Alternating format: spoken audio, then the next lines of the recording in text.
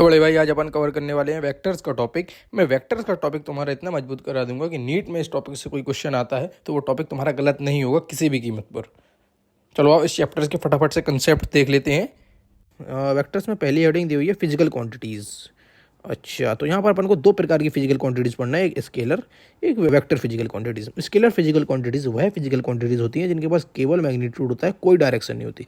और इसके opposite vector physical quantities के पास मैग्नीट्यूड भी होता है, साथ साथ डायरेक्शन भी होती है। इनको अपन एग्जांपल से समझते हैं। जो स्केलर फिजिकल क्वांटिटीज़ में उसमें पहला एग्जांपल है डिस्टेंस, दूसरा है स्पीड, तीसरा है मास, चौथा है current, temperature, time and power. बहुत सारी ऐसी फिजिकल क्वांटिटीज़ होती हैं जिनके पास केवल मैग्नीट्यूड होता है, कोई डायरेक्शन नहीं होती है।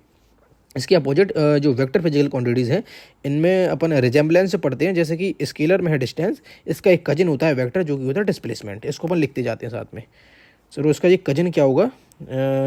डिस्टेंस का एक कजिन होता है सर डिस्प्लेसमेंट, यहाँ पर लिख लेते हैं, जिसके पास मैग्नीट्यूड के साथ साथ डायरेक्शन भी होता है। अपन को बिल्कुल डिटेल में एग्जांपल बाय एग्जांपल समझते चलेंगे। दूसरा होता है सर स्पीड। स्पीड का एक कजिन होता है सर वेलोसिटी, जो कि वेक्टर क्वांटिटीज़ में आता है। मास की एक पूरी फैमिली होती है सर। आप देख लो F is equal to ma, तो मास में आप एक्सेलरेशन भी लिख लो और फोर्स भी लिख लो, क्योंकि इसकी पूरी फैमिली होती है F is equal to ma। अपनी पूरी फैमिली में यही एक स्केलर क्वांटिटीज़, बाकी फोर्स और एक्सेलरेशन दोनों ही एक वेक्टर क्वांटिटीज़ हैं। तो मैंने फोर्स और एक्सेलरेशन यहाँ पर लिख दिया हुआ है। अच्छा, यहाँ पर करंट देख लो, फिर अपन एक एक करके इसमें डील भी करेंगे। करंट ये एक स्केलर क्वांटिटीज़ है, लेकिन इसके बाद डायरेक्शन होती है, हैव डायरेक्शन। आप करंट इलेक्ट्रिसिटी में देखेंगे कि किस तरह से करंट एक पर्टिकुलर डायरेक्शन में बहता है। कोई वायर होगा तो इस डायरेक्शन में करंट जा रहा होगा या ऐसे ही आ रहा होगा, तो ये इसके बाद डायरेक्शन होती है। लेकिन डायरेक्शन होने के बावजूद ये एक स्केलर क्वांटिटीज़ होता है। ठीक है, टेम्परेचर सबको पता है, कोई डायरेक्शन नहीं होती, और टाइम की भी कोई डायरेक्शन नहीं होती, केवल मैग्नीट्यूड इनका देखा जाता है। पावर की कोई डायरेक्शन नहीं होती, लेकिन इसके इंपॉर्टेंट तीन फॉर्मूले हैं, वर्क या energy upon time, work done per unit time या एनर्जी पर यूनिट टाइम जो होता है वो पावर होता है। इसका दूसरा इंपॉर्टेंट फार्मूला है power is equal to force into velocity, और तीसरा इंपॉर्टेंट फार्मूला है power is equal to V I, potential into current. तो ये फॉर्मूले आपको पता होना चाहिए। ये डिफरेंट चैप्टर्स में पावर के ये फॉर्मूले यूज होते हैं। और पी एवरेज का फॉर्मूला आपको पता होगा, आपने अल्टरनेट करंट पढ़ा होगा, IRMS VRMS cos phi, IRMS VRMS cos phi. ये जो फॉर्मूला होता है ये आपको अल्टरनेट करंट में देखने को मिलेगा। तो ये बहुत सारे पावर के फॉर्मूले होते हैं जो हमको पढ़ना पड़ते हैं। तो अपन एक एक करके ये डील कर लेते हैं। पहला है डिस्टेंस और डिस्प्लेसमेंट, इसको सर अपन आगे समझते हैं। आ जाओ भाई, आपका एक पॉइंट था ये, एक पॉइंट ये था B। अब आप A से B तक इस रास्ते से गए, मतलब खूब घूम फिर के गए, यहाँ से वहाँ खूब घूमे, फिर B पॉइंट तक पहुँचे, और एक आपका पाथ था डायरेक्ट जाने का, A पॉइंट से B पॉइंट तक डायरेक्ट गए। तो सर इसमें डिस्टेंस क्या है और डिस्प्लेसमेंट क्या है? तो ये वाला जो पाथ आपने फॉलो किया ना, पाथ नंबर फर्स्ट मान लो इसको मान लो सेकेंड। जो पाथ नंबर फर्स्ट है ना आपका, वो है डिस्टेंस। आपने कितनी मेहनत की, कितनी मजदूरी की, कितना आपने अपनी एनर्जी वेस्ट की, वो डिस्टेंस में मापी जाती है। और डिस्प्लेसमेंट क्या होता है सर? जी सर सीधा ये हो गया डिस्प्लेसमेंट। डिस्प्लेसमेंट मतलब फाइनल पॉइंट से इनिशियल पॉइंट की नेट दूरी जो होती है, नेट जो डिस्टेंस होती है फाइनल पॉइंट से इनिशियल पॉइंट के बीच की नेट डिस्टेंस, ये डिस्प्लेसमेंट कहलाती है। तो ये अपन इसको डिटेल में पढ़ेंगे 1D मोशन जब पढ़ेंगे, वहाँ पर डिस्टेंस और डिस्प्लेसमेंट काफ़ी डिटेल से पढ़ेंगे। मैंने आपको रफ आइडिया यहाँ पर दे दिया है। समझ में आया क्या होता है डिस्प्लेसमेंट, क्या होता है डिस्टेंस? अब आपने यहाँ से यहाँ तक दूरी तय की, तो आपके पास एक पर्टिकुलर डायरेक्शन थी कि भाई साहब मुझे A पॉइंट से B डायरेक्शन की तरफ जाना है। तो इसके पास मैग्नीट्यूड के साथ साथ डायरेक्शन भी था, और इसके बाद केवल मैग्नीट्यूड था, कोई डायरेक्शन नहीं, कभी यहाँ गया, कभी यहाँ गया, कभी यहाँ गया। तो ये डिस्टेंस और डिस्प्लेसमेंट का कंसेप्ट आपको क्लियर होगा। ठीक है, और एक इंपॉर्टेंट बात मैं आपको बता दूँ कि जो डिस्टेंस होता है, या तो डिस्टेंस का मैग्नीट्यूड मान लो, या तो वो हमेशा बड़ा होगा या बराबर होगा डिस्प्लेसमेंट, ये कभी छोटा नहीं हो सकता। ये मैंने क्या बात बोली? जो डिस्टेंस होगी वो हमेशा या तो बड़ी होगी, यहाँ पर इस वाले केस में देखो तो यहाँ तो डिस्टेंस बहुत बड़ी दिख रही है डिस्प्लेसमेंट से, या बराबर होगी। यदि आप यहाँ से केवल यहाँ भी गए होते, डिस्टेंस इसको माना होता, तो वो हमेशा बराबर या बड़ी निकल कर आएगी, कभी छोटी नहीं हो सकती। ये उसकी एक कंसेप्ट समझ लो आप कि डिस्प्लेसमेंट से कभी भी डिस्टेंस छोटा नहीं हो सकता, क्योंकि जो सबसे शॉर्ट, सबसे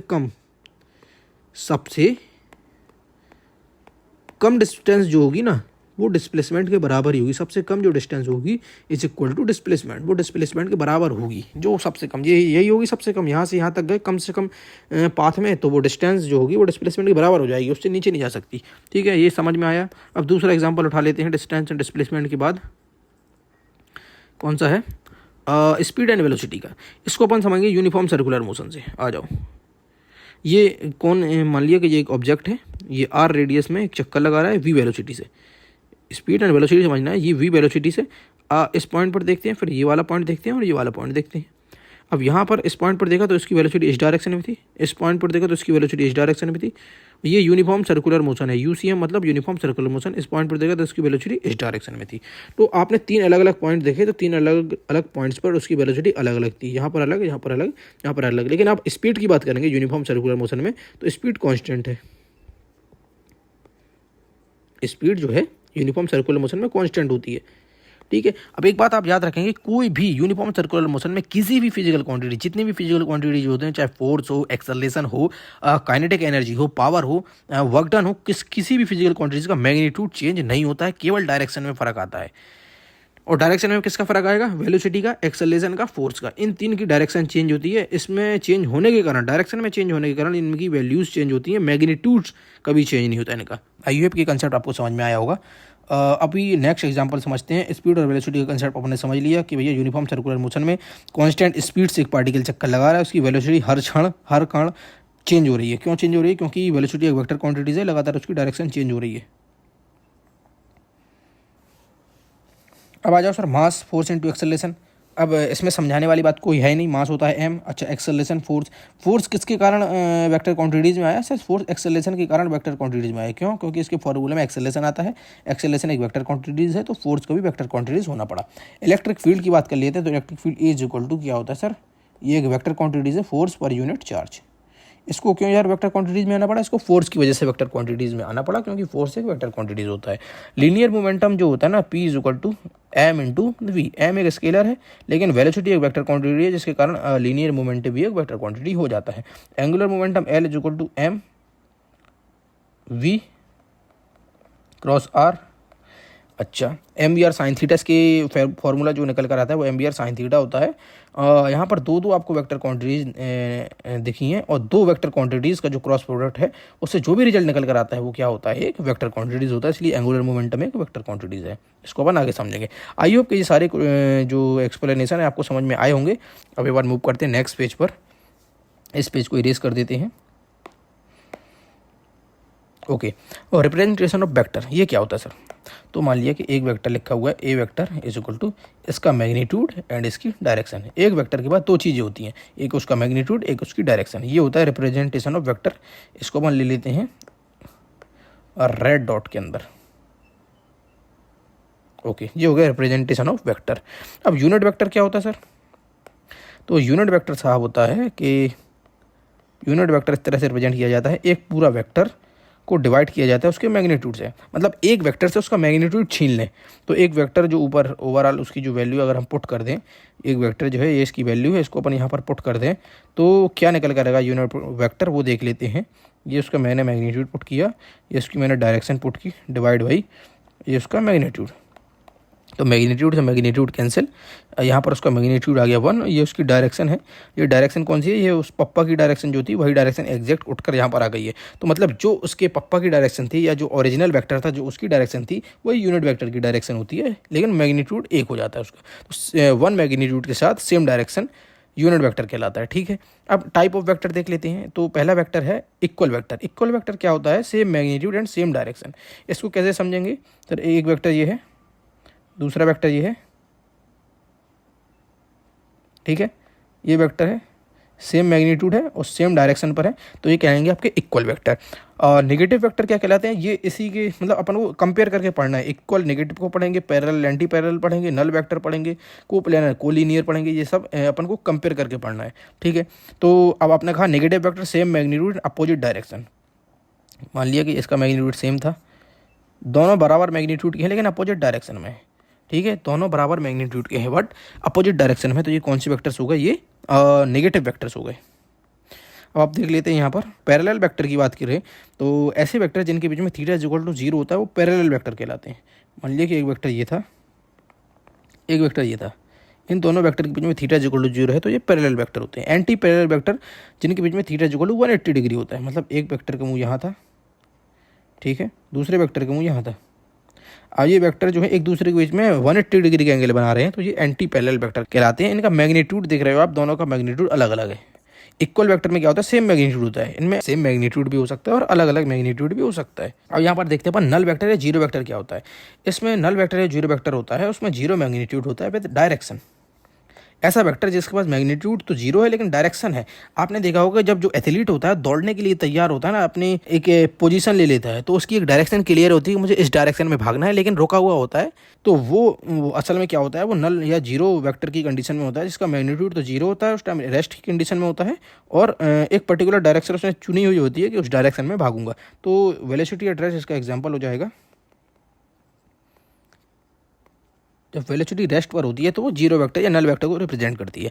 कोलिनियर वेक्टर एक लाइन पर, ये तो बहुत ईजी है सर, एक ही लाइन पर जो वेक्टर होते हैं कोलिनियर वेक्टर होते हैं। अच्छा, सेम प्लेन पर जो वेक्टर होते हैं सर, वो कौन से वेक्टर होते हैं, वो कोप्लेनर वेक्टर होते हैं। मान लिया एक वेक्टर ऐसा है, ये सब एक ही प्लेन पर है। बड़ी बात यह है कि सारे वेक्टर एक ही प्लेन पर है, तो ये जो वेक्टर्स होंगे वो कोप्लेनर वेक्टर कहलाएंगे। ऐसे वेक्टर जो एक दूसरे से 90 डिग्री के एंगल बनाते हैं वो को ऑर्थोगोनल वेक्टर कहलाते हैं। ये theta is equal to 90 degree. दो वेक्टर्स आपस में 90 डिग्री बनाएंगे तो वो ऑर्थोगोनल वेक्टर होंगे। डायरेक्ट रटने वाली बात है। कॉन्करेंट वेक्टर या कॉन्करेंट फोर्सेस क्या होते हैं, सिंगल पॉइंट पे लगने वाले forces concurrent forces concurrent vector कहलाते हैं। एक वेक्टर ये हुआ, एक वेक्टर ये हुआ, एक वेक्टर ये हुआ। एक ही पॉइंट पर जो फोर्सेस लगते हैं, जो वेक्टर लगते हैं, वो कॉन्करेंट फोर्सेस कॉन्करेंट वेक्टर कहलाते हैं। ठीक है, इतना समझ में आया। अब मूव करते हैं नेक्स्ट पेज पर। यहाँ पर 2D और 3D में वेक्टर का रिप्रेजेंटेशन देखते हैं किस प्रकार से होता है। मान लिया कि ये एक्स एक्सिस है, ये वाई एक्सिस है, एक वेक्टर दिया हुआ है। अब इसमें जो जिस एक्सिस से ये एंगल बनाएगा थीटा, उसकी तरफ इसका कॉस का कंपोनेंट होगा, जिसमें एंगल नहीं बनाया होगा उसकी तरफ साइन का कंपोनेंट होगा। ठीक है, तो वाई एक्सिस में ए साइन थीटा होता है जनरली, और एक्स एक्सिस से एंगल बनाता है तो एक्स एक्सिस में कॉस थीटा का कंपोनेंट होता है। लेकिन इसके अपोजिट, यदि इसने वाई एक्सिस से अल्फा एंगल बनाया है तो वाई एक्सिस की तरफ इसका जो कंपोनेंट होगा वो ए कॉस अल्फा हो जाएगा, और एक्स एक्सिस की तरफ जो कंपोनेंट होगा वो ए साइन अल्फा हो जाएगा। ठीक है, आपने देखा किस तरह से जिस तरफ एंगल होगा वहाँ कॉस का कंपोनेंट जाएगा, जिस तरफ एंगल नहीं होगा वहाँ साइन का कंपोनेंट जाएगा। अब उसने कहा फॉर एग्जांपल अपने पास ए वेक्टर जिसका रिप्रेजेंटेशन इस प्रकार से किया गया है कि ए एक्स आई कैप प्लस ए वाई जे कैप। तो एक्स में जो कंपोनेंट है उसको ए एक्स से रिप्रेजेंट किया गया है, ठीक है, और वाई में जो कंपोनेंट है उसको ए वाई से रिप्रेजेंट किया गया है। अब उसने कहा मैग्नीट्यूड बताओ, तो हमने कहा मैग्नीट्यूड का फॉर्मूला जो वेक्टर्स का होता है वो होता है sir under root A square, मतलब ए एक्स जो है उसका स्क्वायर, जो भी मान मटेरियल एक्स में है उसका स्क्वायर, प्लस जो भी मान मटेरियल वाई में है उसका square, plus 2ab cos theta. अब अपन ने 2ab कॉस थीटा यहाँ कर तो दिया, ठीक है, लेकिन थीटा ए एक्स और ए वाई के बीच में कितना है, 90 डिग्री। कैसे है सर 90 डिग्री, यहाँ आ जाओ सर, ए एक्स में जो माल मटेरियल है, ए वाई जो वाई में माल मटेरियल, उनके बीच में एंगल कितना है, 90 डिग्री। 90 डिग्री। अब कॉस 90 की वैल्यू कितनी हो जाएगी, ऑब्वियसली बात है कॉस 90 की वैल्यू जीरो निकल कर आएगी। कॉस 90 की वैल्यू जीरो निकल कर आएगी तो ओवरऑल इसकी आगे की वैल्यू सारी वैल्यू जीरो हो जाएगी कट पिट के, तो इसलिए वो मैंने लिखी नहीं है, तो इसको अपन इरेज कर देते हैं। ओवरऑल जो मैग्नीट्यूड है जनरली 99% केस में निकल कर आता है अंडर रूट ए एक्स स्क्वायर प्लस ए वाई स्क्वायर निकल कर आता है। ठीक है, बाकी उसको आगे एक्सप्लेन करने की ज़रूरत नहीं है। अच्छा 3D में देख लेते हैं सर, ये एक्स एक्सिस है, ये वाई एक्सिस है, जेड एक्सिस है।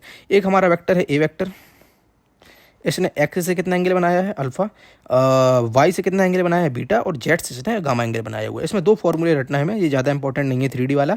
इसमें जो फॉर्मूला होता है वो cos square alpha plus cos square beta plus cos square gamma is equal to 1 and sine square alpha plus sine square beta plus sine square gamma is equal to 2। ये दो फॉर्मूले रट लोगे। वैसे इससे क्वेश्चन बनते नहीं है, बहुत ही रेयरली बनते हैं क्योंकि क्वेश्चन बहुत टफ हो जाता है वहाँ पर। अब अपन मूव करते हैं नेक्स्ट पेज पर। एक नया very important topic vector addition.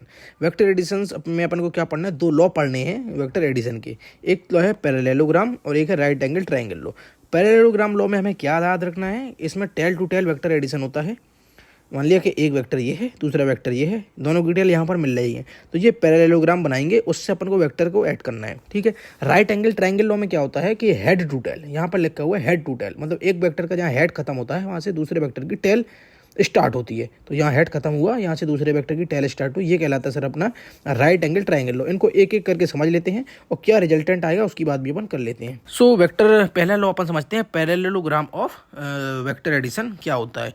तो सर इसमें एक वेक्टर ए है एक वेक्टर बी है, इनका बीच का रिजल्टेंट कुछ इस तरह से निकल कर जाएगा, दिस वन। मान लीजिएगा ये इनके बीच का रिजल्टेंट है आर। ठीक है, अब अपन को पैरेललोग्राम बनाना है, वो किस तरह से बनता है, यहाँ पर एक वेक्टर कॉपी कर लेंगे ए वेक्टर को, वो ये रहा। और यहाँ पर अपन बी वेक्टर को कॉपी कर लेंगे, वो ये रहा। क्या किया मैंने, ए वेक्टर को यहाँ पर कॉपी किया, बी वेक्टर को यहाँ पर कॉपी किया, ये पूरा डायग्राम एक पैरेललोग्राम बन गया। ये हमारा रिजल्टेंट रहा। रिजल्टेंट की वैल्यू क्या निकल कर आएगी, R vector is equal to A vector plus B vector. आप किसी भी लॉ से ऐड करें, रिजल्टेंट की सेम वैल्यू निकल कर आएगी। ये हो गया sir vector law of parallelogram. अच्छा, जो भी कहते हो, लेकिन मैं आपको कंसेप्ट बता रहा हूँ कि किस तरह से ये कंसेप्ट लगेगा, किस तरह से क्वेश्चन सॉल्व होंगे, क्योंकि यहाँ से एक फॉर्मूला निकल कर आएगा जो कि वेरी वेरी इंपॉर्टेंट फॉर्मूला होगा रिजल्टेंट के मैग्नीट्यूड का। ठीक है, राइट एंगल ट्राइंगल लो समझ लो। इसमें क्या होता है सर, इसमें एक वेक्टर ये होता है, दूसरा वेक्टर ये होता है। अपन को अगेंस्ट द ट्रेंड जाना पड़ता है। ट्रेंड किस तरह जा रहा है, यहाँ पर, फिर यहाँ गया, अपन अगेंस्ट द ट्रेंड जाएंगे, यहाँ से यहाँ नहीं आएंगे, उल्टा यहाँ से यहाँ जाएंगे। ये हमारा जो होगा वो रिजल्टेंट वेक्टर होगा। ठीक है, क्या होगा ये हमारा रिजल्टेंट वेक्टर। इसको यहाँ से यहाँ ऐड करते हैं।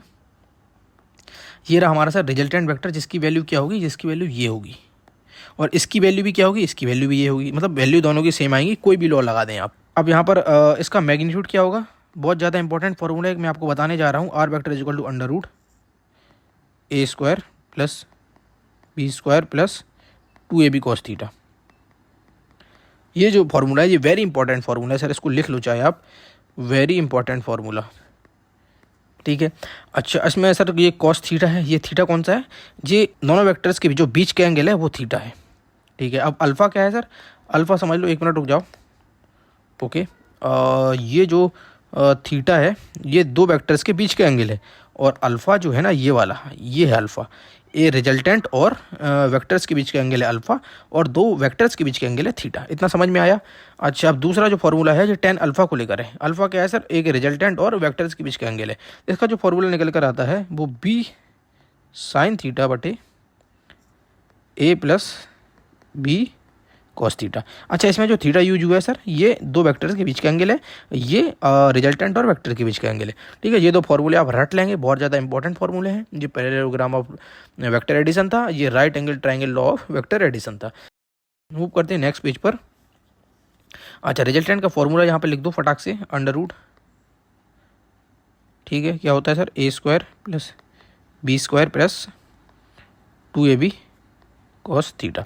अब इसमें तीन केसेस दिए हुए हैं, जब दो वेक्टर्स के बीच में एंगल थीटा होगा, सॉरी, दो वेक्टर के बीच में एंगल जो होगा वो 0 डिग्री होगा, जब दो वेक्टर के बीच में एंगल जो होगा 90 डिग्री होगा, और जब दो वेक्टर के बीच में एंगल 180 डिग्री होगा। इन तीनों केसेस में हमको रिजल्टेंट की वैल्यू निकालना है और tan अल्फा की वैल्यू निकालना है क्या होगी। तो पहला केस पकड़ लेते हैं, जहाँ पर वेक्टर्स के बीच में एंगल 0 डिग्री है, तो उसमें फॉर्मूले के अकॉर्डिंग चलेंगे। हालांकि अपर कॉमन सेंस से बात करें, यदि दो वेक्टर के बीच में एंगल 0 डिग्री है तो इनका रिजल्टेंट सीधा सीधा जुड़ जाएगा, ए वेक्टर प्लस बी वेक्टर। इनका रिजल्टेंट कितना निकल कर आना चाहिए, ए वेक्टर प्लस बी वेक्टर निकल कर आना चाहिए, और कुछ बड़ा होना चाहिए। इन दोनों से जुड़ के बनेगा तो कुछ बड़ा होना चाहिए, सीधा सीधा जुड़ जाएंगे। अब अपन फॉर्मूले से देखते हैं क्या निकल कर आता है, A square plus B square plus 2ab cos 0, दोनों के बीच में 0 एंगल है, कॉस का 0 में 1 होता है, तो जो आर मैक्स की वैल्यू निकल कर आ जाएगी under root A square plus B square plus 2ab। ठीक है, अब आप ये फॉर्मूला पहचाने बाइनोमियल थ्योरम से, A square plus B square plus 2ab जो फॉर्मूला है वो ए प्लस बी का होल स्क्वायर है। तो आर मैक्स की वैल्यू कितनी निकल कर आ गई, अंडर रूट के अंदर ए प्लस बी का होल स्क्वायर। जब रूट खुलेगा तो आर मैक्स की क्या वैल्यू निकल कर आ जाएगी, ए प्लस बी। आई होप ये आपको समझ में आया होगा। इसको अपन डब्बे के अंदर ले लेते हैं। मैंने पहले ही बता दिया था, जो रिजल्टेंट निकल कर आएगा वो डायरेक्ट एडिशन का होगा। क्या होगा सर, वो डायरेक्ट एडिशन का होगा, ए प्लस बी। अब tan अल्फ़ा की जो वैल्यू निकल आएगी बी साइन थीटा, ये फॉर्मूला है।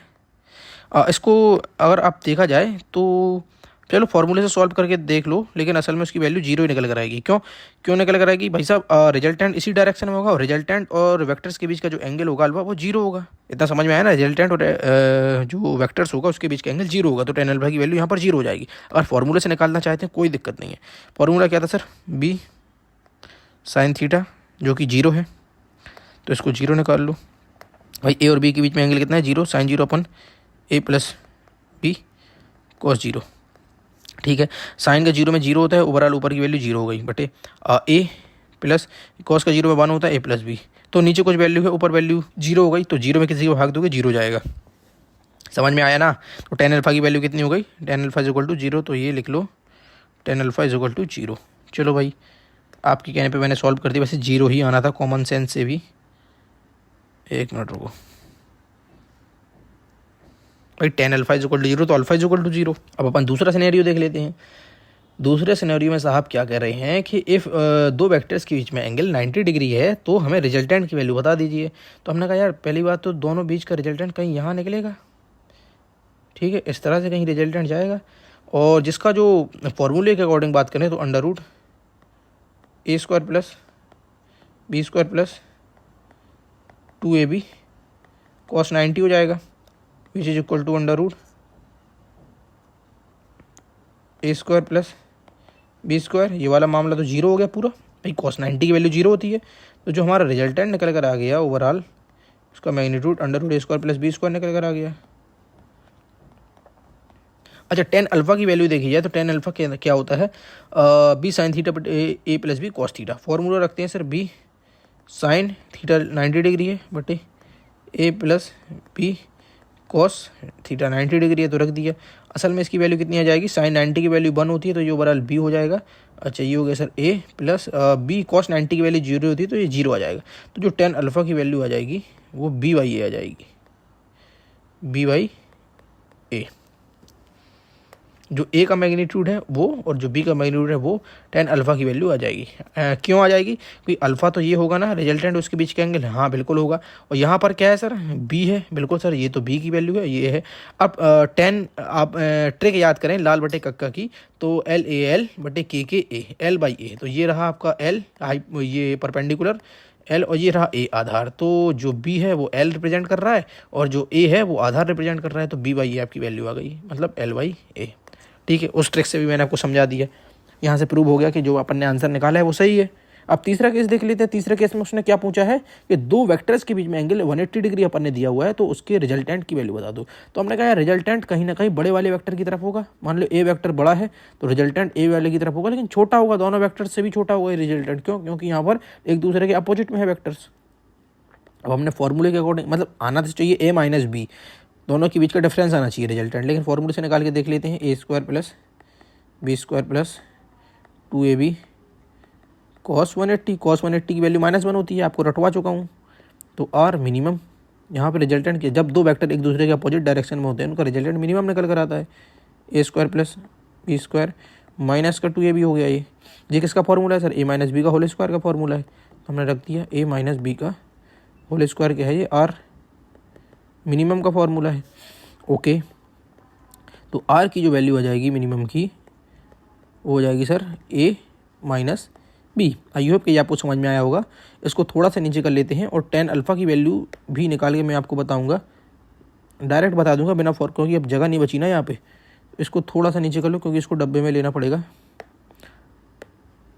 इसको एक डब्बे में ले लेते हैं ये, ओके ठीक है। आर मिनिमम की वैल्यू डब्बे में ले ली, इसकी वैल्यू भी डब्बे में ले लो, इसकी वैल्यू भी अपन ने डब्बे में ले ली। ये इंपॉर्टेंट डब्बे हैं, ओके ओके। अब अल्फा समझ लो।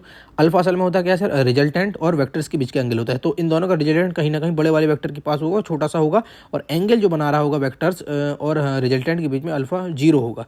क्यों होगा, क्योंकि अपन फॉर्मूले से भी चले अगर तो theta is equal to 180 degree है, तो इसका जो फॉर्मूला होता है वो बी साइन 180 की वैल्यू जीरो हो जाती है, क्योंकि साइन का जीरो में जीरो, साइन का 180 में भी जीरो, ठीक है। अपन ए प्लस बी कॉस 180 की वैल्यू -1 होती है, तो -1 यहाँ हो गया सर ए माइनस बी।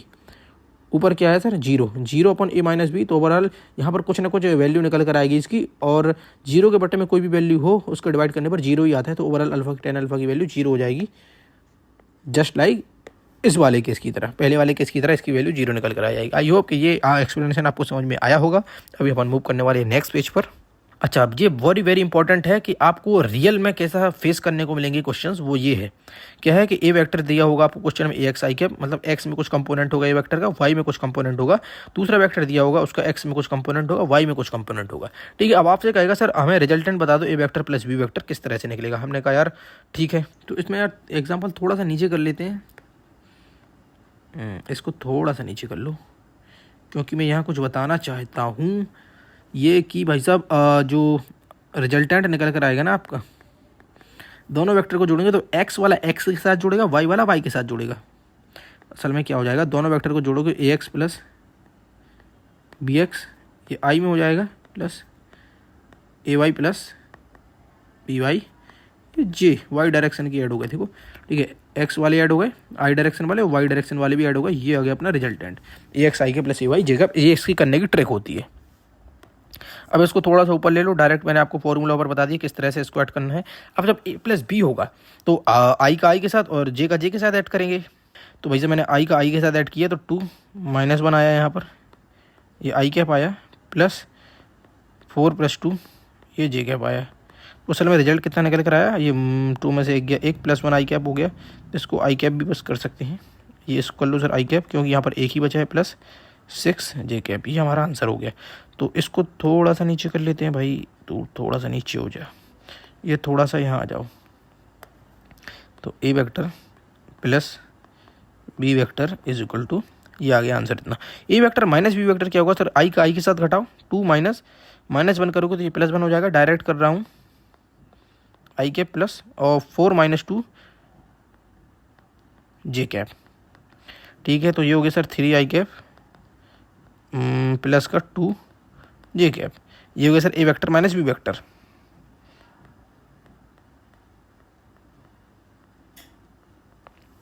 अच्छा, तो ये इस तरह से आपको क्वेश्चंस देखने को मिलेंगे कि ए का आपको कोई इक्वेशन दी होगी, बी की आपको इक्वेशन दी होगी, आपसे रिजल्टेंट पूछ लेगा A vector plus B vector. तो उसको करने का तरीका ये है कि आर वेक्टर या resultant vector is equal to X में जो भी माल मटेरियल है उसको ऐड कर दो आई कैप, प्लस वाई में भी जो भी माल मटेरियल है उसको ऐड कर दो जे कैप।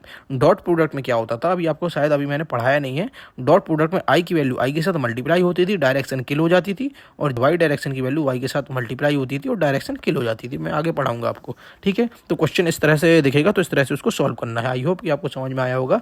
यहाँ पर एक और शायद ये शॉर्ट ट्रिक्स है, इसको समझेंगे। If 2 vectors having same magnitude then resultant क्या होगा। 2 वेक्टर हैं, वेक्टर ए और वेक्टर बी। इसमें सिनेरियो क्या है कि वेक्टर ए जो है उसका मैग्नीट्यूड वेक्टर बी के बराबर है। असल में मतलब वेक्टर ए 5 मैग्नीट्यूड का होगा तो वेक्टर बी भी 5 मैग्नीट्यूड का होगा। तो यदि ये दो वेक्टर 60 डिग्री पर होंगे तो इनका डायरेक्ट ट्रिक याद कर लो पहले, फिर इसको एक्सप्लेन कर दूंगा मैं किसी एक एग्जांपल को, उससे समझ में आ जाएगा। यदि 60 डिग्री पर होंगे तो मान लीजिए कि 2 फोर्सेस हैं 60 डिग्री पर हैं, तो उनका जो रिजल्टेंट होगा वो F√3 होगा। यदि 90 डिग्री पर होंगे तो वो F√2 होगा। यदि 120 डिग्री पर होंगे तो वो रिजल्टेंट एफ होगा 2 फोर्सेस का। यदि 0 डिग्री पर होंगे तो वो 2F हो जाएगा, और 180 डिग्री पर सेम मैग्नीट्यूड के फोर्स होंगे तो वो 0 हो जाएगा। जी आपको रटी हुई होना चाहिए वैल्यू। अब किसी एक एग्जांपल को उठाकर समझ लेते हैं। मान लीजिए कि अपन 60 वाले एग्जांपल को उठा लेते हैं, ये थोड़ा सा ट्रिकी होता है, एंगल भी अच्छा है ये। तो इसमें रिजल्टेंट अपन फॉर्मूला से यदि चलते हैं तो जिसकी वैल्यू होती है a² + b² + 2ab cos 60। अच्छा, ए और बी की वैल्यू तो सेम है, तो हमने कहा यार इनको ऐड कर सकते हैं। तो भाई इसका मैग्नीट्यूड सेम है, इसका मैग्नीट्यूड सेम है, तो इस a² + a² मान के इसको 2a² कर देते हैं। हमने कहा अच्छी बात है, 2a² कर दो प्लस 2। अब यहाँ पर मैग्नीट्यूड सेम है, ए और ए मल्टीप्लाई होकर ए हो जाएंगे, या बी और बी मल्टीप्लाई होकर बी हो जाएंगे। तो 2a² यहाँ पर भी हो गया, cos 60 की वैल्यू यहाँ पर पुट करते हैं तो वो हो जाती है सर 1/2।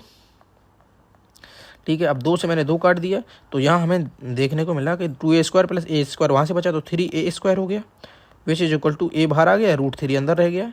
तो मैंने क्या सही आंसर निकाला था, जो बताया था मैंने F√3, यहाँ पर भी a√3 आ गया। ठीक है, इस तरह के कुछ आपको आंसर दिखेंगे। तो आप एक एक करके हर एक जो पॉइंट है इनको आप वेरीफाई कर सकते हैं। 2 एंगल के बीच में 90 डिग्री लेकर इस फॉर्मूले में रखकर आप आंसर निकाल सकते हैं। मैंने एक एक्सप्लेनेशन करके आपको बता दिया है। ये फॉर्मूले की जो वैल्यू है, जो ट्रिक्स आप रट लेंगे, बहुत ज़्यादा हेल्प करेंगे आपको। अब अपन मूव करते हैं नेक्स्ट पेज पर।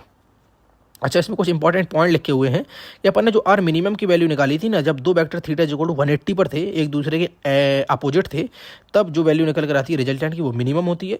और 2 जब 90 डिग्री पर होते हैं तो उसमें जो रिजल्टेंट की वैल्यू निकल कर आती है वो मिनिमम से बड़ी होती है, और मैक्सिमम जो वैल्यू होती है उससे छोटी होती है। मैक्सिमम वैल्यू कब होगी, थीटा इक्वल टू जब 0 पर होंगे, 2 वेक्टर एक ही डायरेक्शन में है, ऑब्वियस बात है जब जोड़ेंगे तो कुछ बड़ा वेक्टर बन जाएगा। ये हो गया सर आर मैक्स, यहाँ पर मैक्सिमम वैल्यू निकल कर आई जो कि होता है a + b। ठीक है, तो ये ट्रिक आप याद रखेंगे। 3 केसेस, ये 90 डिग्री का केस, ये 0 डिग्री का केस और ये 180 डिग्री का केस। 0 डिग्री का रिजल्टेंट सबसे ज़्यादा बड़ा होता है, उसके बाद जो छोटा वाला होता है वो 90 डिग्री वाला होता है, उसके बाद जो आता है वो 180 डिग्री वाला आता है। इसके बाद दूसरा पॉइंट लिखा हुआ है कि रिजल्टेंट हमेशा बड़े वाले के पास होता है। इसको समझेंगे। मान लिया कि 2 वेक्टर्स हैं, एक वेक्टर ये है छोटा सा, एक वेक्टर ये है काफ़ी बड़ा सा, तो इसका जो रिजल्टेंट होगा तो ऑब्वियस सी बात है ये बड़े वाले के काफ़ी करीब होगा। मान लो कि ये एंगल कम से कम 30 डिग्री के आसपास होगा, ये एंगल 60 डिग्री के आसपास होगा। ठीक है, तो किसके करीब हुआ, बड़े वाले के करीब हुआ। तो यहाँ से समझ में आ जाना चाहिए आपको। ठीक है, अब अपन देखते हैं नेक्स्ट पॉइंट। नेक्स्ट वर्ड में क्या दिया हुआ है कि भाई साहब resultant of two forces having magnitude F naught angle between them is theta. Resultant of two forces having magnitude F not and angle between them, अच्छा, जिनका मैग्नीट्यूड एफ नॉट है दोनों का और angle between them is theta है, तो इनको direct जो फॉर्मूला होता है इनको निकालने का 2f0 cos थीटा बाई 2।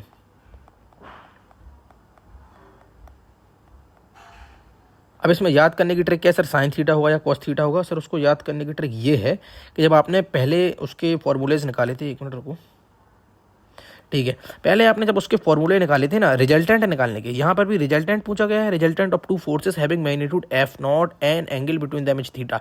दो फोर्सेस, ऐसे फोर्सेस जिनके बीच का एंगल एफ थीटा है और मैग्नीट्यूड एफ नॉट है, उनके बीच का रिजल्टेंट क्या होगा, आर, ये पूछा गया हमसे। तो इसका डायरेक्ट फॉर्मूला होता है रिजल्टेंट का 2f0 cos थीटा बाई 2। अच्छा, और जो बेसिक फॉर्मूला था रिजल्टेंट का वो आपको पता था √a² plus b² plus 2ab cos theta आता था। यहाँ पर भी कॉस थीटा आ रहा है तो यहाँ पर भी कॉस थीटा ही आएगा, ये याद करने की ट्रिक थी यहाँ से, ठीक है। अब नेक्स्ट पॉइंट देखते हैं, minimum number of equal coplanar. क्या हाईलाइट करना है यहाँ पर, इक्वल कोप्लेनर वेक्टर व्हेन, अच्छा, whose sum can be zero, जिनका सम जीरो हो सकता है, इक्वल है और कोप्लेनर है, मतलब एक ही प्लेन पर है और इक्वल है, तो ऐसे वेक्टर्स होते हैं दो, ठीक है। नेक्स्ट क्वेश्चन है कि minimum number of unequal, minimum number of unequal coplanar vector whose sum can be zero, मतलब अनइक्वल है लेकिन एक ही प्लेन पर है, तो ऐसे वेक्टर कितने होते हैं, 3। ये डायरेक्ट रटना है, क्वेश्चन आ जाए तो डायरेक्ट टिक मार देंगे, 2 3, और लास्ट वाला आंसर होगा 4। क्यों? क्योंकि उसमें पूछा गया है कि minimum number of non coplanar, मतलब एक ही प्लेन पर नहीं है वेक्टर, नॉन कोप्लेनर वेक्टर है, तो ऐसे कम से कम 4 वेक्टर लगेंगे आपको, अगर आपको उन चारों वेक्टर का सम जीरो करना है, ठीक है। अच्छा, ये आप रट लेंगे, इसमें समझाने वाली कोई बात थी नहीं। वेक्टर सब्सट्रैक्शन में फॉर्मूलेज, तो जैसा वेक्टर एडिशन मैंने आपको समझाया है उसी तरह से जस्ट होता है वेक्टर सब्सट्रैक्शन। इसमें फ़र्क क्या होता है, केवल फॉर्मूलेज में साइन का फ़र्क होता है एक एक जगह, तो वो देख लेंगे किस में होता है। तो रिजल्टेंट का जो फॉर्मूला बनता है वेक्टर सब्सट्रैक्शन में वो होता है magnitude of resultant is equal to a² plus का b² माइनस का 2ab कॉस थीटा, ठीक है।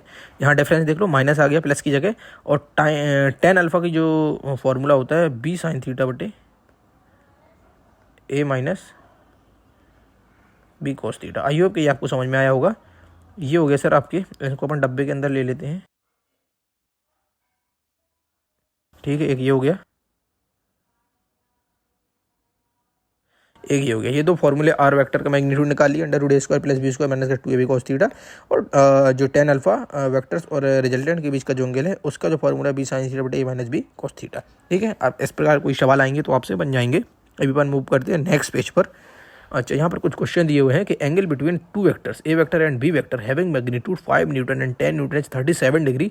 अच्छा, तो फाइंड करो A vector and B vector, अच्छा, A vector plus B vector का मैग्नीट्यूड, मतलब रिजल्टेंट का मैग्नीट्यूड पूछा है, जिसका फॉर्मूला मुझे पता है, आपको भी पता है कि रिजल्टेंट का जो फॉर्मूला होता है R vector is equal to A vector plus B vector होता है। अब इसका जो मैग्नीट्यूड होता है तो अब इसी बात है वो ए प्लस बी का ही मैग्नीट्यूड होगा, which is equal to √a² plus b² plus 2ab cos theta कितना है सर, 37 डिग्री। इतना समझ में आया? अच्छा, अब यहाँ पर एक ट्रिक है कि 37 डिग्री की वैल्यू कैसे निकालेंगे। तो मैंने आपको पीछे बताया था कि भाई साहब मान लो ये है एंगल 37 के सामने क्या होता था 3, नीचे क्या होता था 4, ये पेटेंट था, जो हाइपोटेनियस होगा वो 5 रहेगा, ठीक है। अब कॉस की वैल्यू चाहिए, हमने कहा ट्रिक लगा दो लाल बटे कक्का, तो आपने कहा ठीक है सर, यहाँ पर लिख लेते हैं लाल बटे कक्का, रफ में लिख लिए। ये साइन का होता था, ये कॉस का होता था। कॉस का क्या होता था, आधार बटे कर्ण। आधार कितना है सर 4, और कर्ण कितना है सर 5, तो 4/5 आ गया। अब इसको इरेज कर दो, ट्रिक को इरेज कर दो, अपनी cos 37 की वैल्यू 4/5 आ गई, ठीक है। अब इसको थोड़ा सा यहाँ खिसका लो, cos 37 का जो सॉल्यूशन है, अबे साला,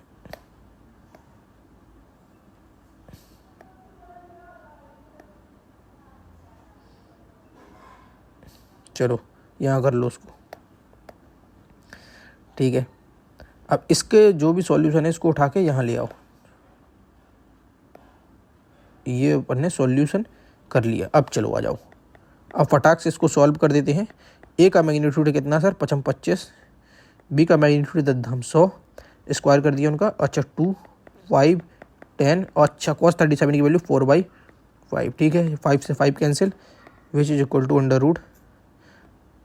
√25 प्लस 100 प्लस 5 से 5 कट गया, 4 दूनी 8, ये 80 हो गया। ओवरऑल जो आंसर मुझे निकल कर दिख रहा है कि 180 प्लस भी 205। अंडर रूट के अंदर 205 आ गया हमारा रिजल्टेंट का मैग्नीट्यूड। अब अपन नेक्स्ट क्वेश्चन देखते हैं कि angle between two vectors A vector and B vector having magnitude 10 newton and 5 newton is 53 degree Celsius, that find A vector and B vector का मैग्नीट्यूड। तो उसने अच्छा एक चीज़ अपन ने गलती कर दी यहाँ पर सर, क्या होगा, एक मिनट रखना,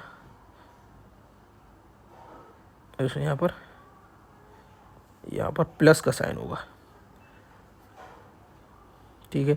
अच्छा केवल एंगल्स चेंज किया उसने और फिर से वही वैल्यू पूछ ली है, तो जो रिजल्टेंट का मैग्नीट्यूड निकल कर आएगा ए प्लस बी का मैग्नीट्यूड ही होगा वो फॉर्मूले के according A square plus B square plus 2ab cos theta, ठीक है। अब अंडर रूट, तो अब इसी बात है ए का मैग्नीट्यूड कितना है सर 10 दिया हुआ इस बार, बी का मैग्नीट्यूड कितना है 5 5 25 प्लस 2 ए बी cos 53 की वैल्यू चाहिए वो उनको, कितना cos 53। तो हमने कहा यार बहुत इजी है, बहुत इजी कैसा है कि यहाँ पर आप एक एंगल बना लो, ये 53 एंगल है, 53 के सामने 4 होता है, यहाँ 3 हो जाएगा, यहाँ 5 हो जाएगा। अच्छा cos 53 की वैल्यू 4/5 हो जाएगी, क्योंकि एल बटे के सॉरी एक्सट्रीमली सॉरी, ये 3/5 हो जाएगी। क्यों, कहीं भी भूलो तुरंत ट्रिक लिख लो, एल बटे के ए। ये कितना है आधार, ये कितना है कर्ण, तो आधार है 3, कर्ण है 5, तो 3/5 वैल्यू इसकी आ जाएगी cos 53 की वैल्यू। तो यहाँ पर पुट कर दो वैल्यू आप, ये हो गया सर 100 प्लस 25 प्लस 5 दूनी 10 धाम 100 इंटू कितना हो जाएगा सर 3/5, 5 20 100 20 23 60, तो ये हो गया सर 100 प्लस 25 प्लस 60 185 हो गया सर, 60 20 80 प्लस 5 85 185 आपका रूट के अंदर वैल्यू आ गई किसकी, रिजल्टेंट की। आई होप कि आपको समझ में आया होगा। अब हम मूव करते हैं नेक्स्ट पेज पर। यहाँ पर एक अगेन प्यारा सा क्वेश्चन दिया हुआ है कि a ball is moving towards a wall with velocity 20 metre per second, it gets deflected back along the initial direction, then find magnitude of change in velocity. क्या पूछा क्या है sir, magnitude in change in velocity, इस पे गौर फरमाएंगे, magnitude of change in velocity. So उसने हमसे पूछा है डेल्टा वी का मैग्नीट्यूड चेंज इन वेलोसिटी। अच्छा ये हमें निकालना है, आ जाओ सर। दिया गया सर बॉल मूविंग इस डायरेक्शन में जा रही है, पलट के इस डायरेक्शन में वापस आ रही है, इलास्टिक कोलिजन है, कोई भी एनर्जी का लॉस नहीं हुआ होगा, हम ये मान के चल रहे हैं। अगर एनर्जी का लॉस हुआ होता तो वेलोसिटीज़ कुछ ना कुछ कम हो जाती, फिर वो सवाल करना मुश्किल हो जाता, फिर दूसरे तरीके से करना पड़ता उस सवाल को। तो डेल्टा वी की जो वैल्यू होती है वो होती है sir V final minus V initial, change का यही फॉर्मूला होता है। अच्छा फाइनल वेलोसिटी कितनी है सर, इस डायरेक्शन को हम नेगेटिव मानेंगे और इस डायरेक्शन को हम पॉजिटिव मानेंगे, तो फाइनल वेलोसिटी सर माइनस का 20 माइनस इनिशियल वेलोसिटी प्लस का 20, तो यहाँ हमने प्लस का 20 रख दिया, ठीक है। डायरेक्शन सबका सेम है, आई डायरेक्शन में ही है, कोई वाई डायरेक्शन का तो कुछ रोल है नहीं, क्योंकि 1D मोशन ही है ये। तो delta V is equal to minus का 20 40 मीटर पर सेकेंड, तो मैग्नीट्यूड जो आ जाएगा वो 40 मीटर पर सेकंड आ जाएगा। चेंज इन वेलोसिटी का मैग्नीट्यूड निकाला है हमने, ठीक है। अब अपन मूव करते हैं सर नेक्स्ट पेज पर। यहाँ पर एक प्यारा सा क्वेश्चन दिया हुआ है कि if A vector is equal to इतना इन अ यूनिट वेक्टर, ओहो बहुत अच्छा क्वेश्चन है। Find the value of alpha, alpha की वैल्यू चाहिए है, ये यूनिट वेक्टर है, तो यूनिट वेक्टर का मैग्नीट्यूड होता है 1, तो इस वेक्टर का मैग्नीट्यूड निकालो, अंडर रूट जो 80 80 64 इसको करोगे तो 0.64 हो जाएगा, प्लस अल्फा का स्क्वायर प्लस 2a। अच्छा आई और जे, तो ये वाली वैल्यू पूरी 0 हो जाएगी। क्यों 0 हो जाएगी, क्योंकि ये सिनेरियो किसके बीच में है, आई और जे के बीच में, जिनके बीच का एंगल 90 डिग्री होगा, cos 90 की वैल्यू 0 हो जाएगी, तो यहाँ ओवरऑल 0 आ जाएगा, ठीक है। और इसका यूनिट वेक्टर है तो इसका मैग्नीट्यूड कितना निकल कर आएगा, इसका मैग्नीट्यूड निकल कर आएगा 1। अच्छा is equal to under root 0.64 plus alpha का स्क्वायर, अब ये रूट उस साइड जाएगा तो 1 का स्क्वायर हो जाएगा, 0.64 प्लस अल्फा का स्क्वायर, 1 का स्क्वायर 1 ही होता है, माइनस का 0.64 इज इक्वल टू अल्फा का स्क्वायर इज इक्वल टू 0.36, तो अल्फा इज इक्वल टू हो गया 0.6। आई होप कि ये सॉल्यूशन आपको समझ में आया होगा। आंसर रहा हमारा दूसरा। अभी अपन मूव करते हैं नेक्स्ट पेज पर। यहाँ पर नीट 2016 का एक प्यारा सा question, if the magnitude of sum of two vectors is equal to the magnitude of difference of the two vectors, the angle between these vectors, इन दो वेक्टर्स के बीच में एंगल क्या होगा। क्वेश्चन सॉल्व करने का तरीका समझो, जो भी क्वेश्चन में बोल रहा है magnitude of sum of two vectors, मतलब A vector plus B vector, ये है magnitude of sum of two vector is equal to magnitude of resultant of two vector, यही है ना, difference of two vector equal to the magnitude of difference of two vector, ठीक है sir. The angle between these two vector, बिल्कुल बता देंगे यार angle between these two vector. तो इसका जो फॉर्मूला होता है under root A square plus B square plus 2ab cos theta. हमने कहा बिल्कुल सही है। और a माइनस बी का जो फॉर्मूला होता है, अब मैंने आपको डिफरेंस का फॉर्मूला बताया था, A square plus B square minus का 2ab cos थीटा। यार रूट से रूट काट दो, या रूट से रूट कट गया, ठीक है। अभी ए स्क्वायर प्लस बी स्क्वायर इसको एज सच कॉपी कर लो,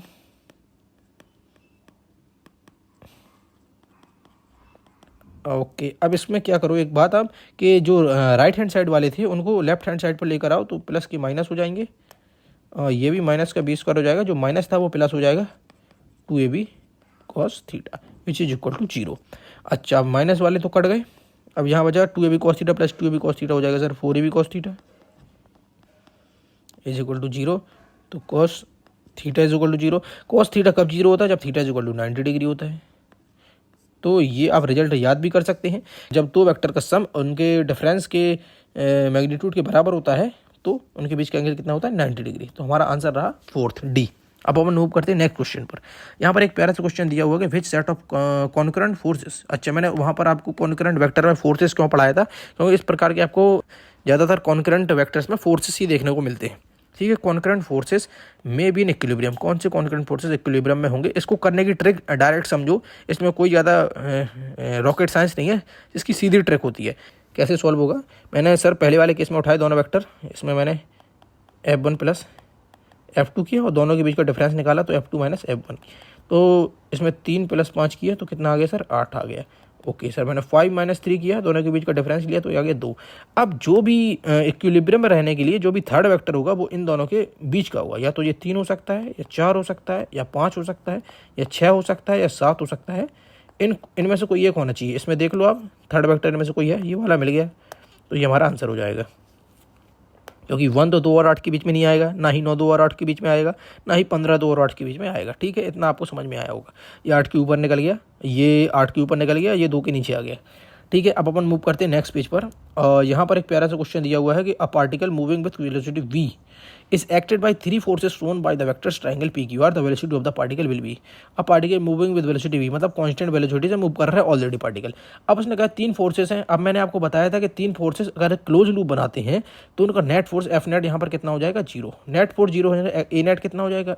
ए नेट 0 हो जाएगा। भाई ऑब्वियसली बात है, एक्सेलेरेशन 0 है तो सॉरी फोर्स 0 है तो एक्सेलेरेशन 0 हो जाएगा। अब एक्सेलेरेशन 0 है तो वो कांस्टेंट वेलोसिटी से चलता रहेगा, उसमें वेलोसिटी में कोई चेंज नहीं आएगा। क्यों? क्योंकि एक्सेलेरेशन जो होता है वो चेंज इन वेलोसिटी से आता है। अगर वेलोसिटी चेंज नहीं हुई होगी तो एक्सेलेरेशन भी नहीं आया होगा, एक्सेलेरेशन नहीं आया होगा तो फोर्स भी 0 रहा होगा। इस केस में क्या हो जाएगा? F net is equal to 0। F net is equal to 0 तो A net is equal to 0, net acceleration 0 हो जाएगा। आपका नेट एक्सेलेरेशन 0 रहेगा। नेट एक्सेलेरेशन 0 रहने के कारण वेलोसिटी में कोई तब्दीली नहीं होगी, तो वेलोसिटी कांस्टेंट रहेगी।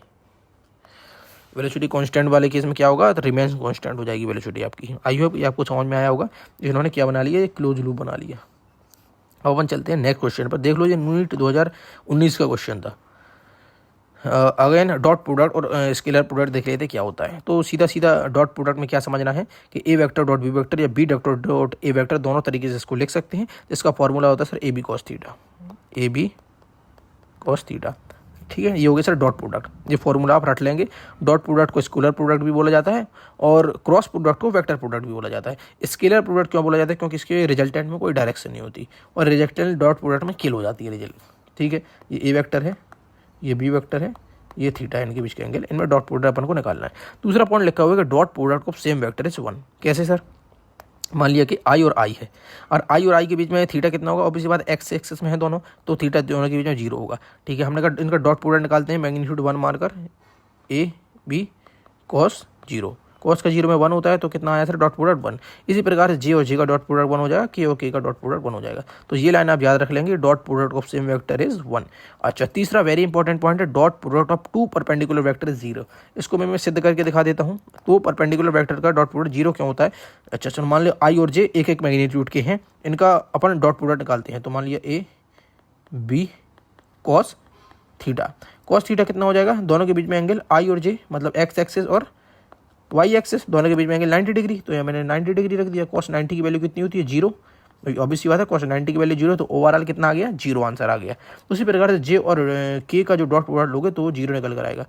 तो यहाँ से हमें क्या समझ में आया, dot product of two perpendicular vector, ऐसे वेक्टर जिनके बीच के एंगल 90 डिग्री है उनका डॉट प्रोडक्ट जब लोगे तो 0 निकल कर आएगा। इसको आप रट लेंगे यहाँ पर, ठीक है। नेक्स्ट पॉइंट देखते हैं, डॉट प्रोडक्ट में आई की संख्या आई के साथ, जे की संख्या जे के साथ, के की संख्या के के साथ मल्टीप्लाई होती है।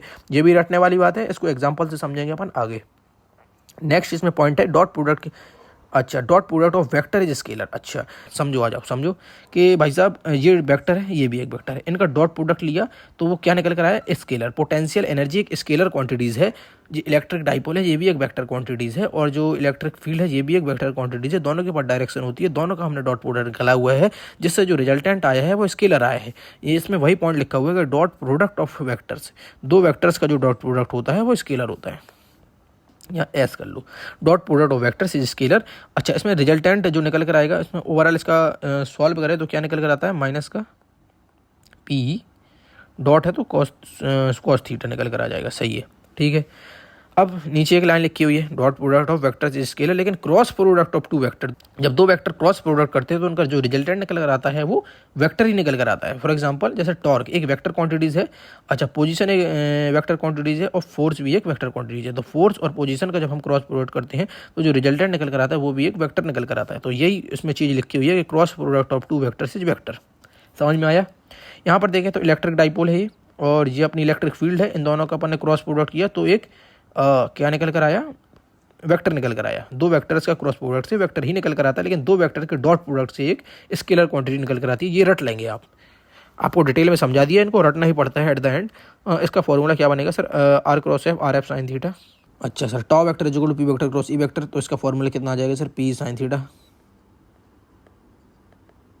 इसका आंसर हो गया, ठीक है। तो ये दो पॉइंट्स अपन याद कर लेंगे, dot products of vectors is scalar, cross product of two vector is vector. आपको इसको एग्जांपल से भी मैंने समझा दिया। अब ये वन मूव करते हैं नेक्स्ट पेज पर। यहाँ पर देखा है application of dot product.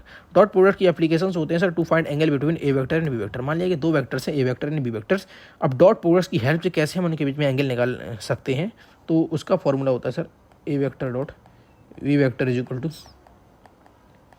A B cos theta, cos theta is equal to A vector dot B vector upon A B, ठीक है। ये फॉर्मूले से आप दो वेक्टर्स के बीच का एंगल निकाल सकते हैं, रट लेंगे इस फॉर्मूले को। चलो आ जाओ भाई, आप दूसरा पॉइंट देख लेते हैं। To check A vector and B vector are perpendicular. दो वेक्टर अगर परपेंडिकुलर है तो उनका डॉट प्रोडक्ट 0 होता है। यही कंसेप्ट है डॉट प्रोडक्ट से दो वेक्टर परपेंडिकुलर है या नहीं उसको फाइंड करने का। चलिए इनको करके देख लेते हैं। दो वेक्टर हैं, A vector dot B vector is equal to A B cos theta which is equal to A B cos 90, जिसकी वैल्यू आ जाएगी 0। तो कितना निकल कर आ गया, A vector dot B vector is equal to 0। यदि दो वेक्टर परपेंडिकुलर है उनका डॉट प्रोडक्ट 0 निकल कर आएगा, ठीक है। इसके बाद अपन मूव करते हैं नेक्स्ट पेज पर। यहाँ पर लिखा हुआ है क्रॉस प्रोडक्ट। क्रॉस प्रोडक्ट को सर वेक्टर प्रोडक्ट के नाम से भी जाना जाता है। क्यों, क्योंकि दो वेक्टर्स का क्रॉस जब करोगे तो उससे वेक्टर्स ही निकल कर आता है, ठीक है जी। एक वेक्टर है, ये दूसरा वेक्टर, इनको क्रॉस किया तो इनका रिजल्टेंट जो है एक वेक्टर निकल कर आया जिसके बाद डायरेक्शन थी, इसलिए इसको वेक्टर प्रोडक्ट बोला जाता है, ठीक है। रिजल्टेंट होगा क्या, A vector cross B vector is equal to A B sine theta. फॉर्मूले देख लेते हैं, A vector cross B vector is equal to A B sine theta. अब क्रॉस प्रोडक्ट में क्या था और डॉट प्रोडक्ट में क्या फर्क है वो देख लेते हैं। क्रॉस प्रोडक्ट में हम A vector cross B vector is equal to B vector cross A vector नहीं लिख सकते, ये नहीं लिख सकते, लेकिन डॉट प्रोडक्ट में हम लिख सकते थे A vector dot B vector is equal to B vector dot A vector. दिखाऊंगे आपको। डॉट प्रोडक्ट में अपन लिख सकते थे A vector dot B vector is equal to B vector dot A vector, लेकिन क्रॉस प्रोडक्ट में हम ये नहीं लिख सकते, ठीक है। फॉर्मूला उसका ये रहा, ठीक है। दो वेक्टर थे, A vector cross B vector, ये एक प्लेन में थे, ठीक है। उनका जो रिजल्टेंट निकल कर आता है ना वो आउट ऑफ द प्लेन या इनसाइड द प्लेन निकल कर आता है। फॉर एग्जांपल मान लिया कि ये धरती है, या मान लो आपकी ये कॉपी है, कॉपी में एक ही पेज पर है ये आपने बनाया उस डायरेक्शन में, लेकिन इसका जो रिजल्टेंट निकल कर आएगा वो आपकी तरफ निकल कर आएगा, ऊपर की तरफ। किसकी तरफ, ऊपर की तरफ। जिस ऐसे आप कॉपी में झांक रहे हैं ना ऊपर से, तो ऊपर की तरफ रिजल्टेंट इसका निकल कर आएगा। यदि आप डायरेक्शन चेंज करेंगे तो या नीचे की तरफ जाता हुआ निकल कर आएगा, मतलब 3D में निकल कर आता है इसका वेक्टर। रिजल्टेंट इसका जो है 3D में निकल कर आता है। इसको एग्जांपल से समझेंगे। डायरेक्शन पहले देख लेते हैं किस तरह से निकलेगी, फिर अपन एग्जांपल पर आएंगे। ओके ठीक है। यहाँ पर लिखा हुआ है sir R vector is equal to A vector cross B vector. अब डायरेक्शन ऑफ आर वेक्टर कैसे निकलेगी, तो राइट हैंड थंब रूल लगता है इसमें, फिंगर्स प्लेस करते हैं फर्स्ट वेक्टर पे। मान लो कि आपने इस वेक्टर की तरफ फिंगर प्लेस कर दी, ओके मैंने समझ गया, इस वेक्टर पे फिंगर प्लेस कर दी। उसने लिखा हुआ थर्ड पॉइंट में curl finger toward the second vector, इस पे फिंगर प्लेस की, इसको कर्ल किया टूवर्ड सेकंड वेक्टर। ठीक है, बी वेक्टर की तरफ हमने फिंगर्स को कर्ल किया। आपका जो थंब है वो रिप्रेजेंट कर रहा है किसकी डायरेक्शन को, रिजल्टेंट की डायरेक्शन को। Thumb represent the direction of R. तो मैंने बताया आउट ऑफ द प्लेन या इनसाइड द प्लेन जाएगा। जिस भी प्लेन पर आप स्टडी कर रहे हैं उनका जो क्रॉस प्रोडक्ट होगा, क्रॉस प्रोडक्ट करने पर जो दो वेक्टर्स के क्रॉस प्रोडक्ट करने पर जो रिजल्टेंट निकलेगा वो आउट ऑफ द प्लेन या इनसाइड द प्लेन जाएगा, जिस भी प्लेन की आप स्टडी कर रहे होंगे उसके। ठीक है, अब इसमें कुछ नीचे एक चीज़ लिखी हुई डायरेक्शन।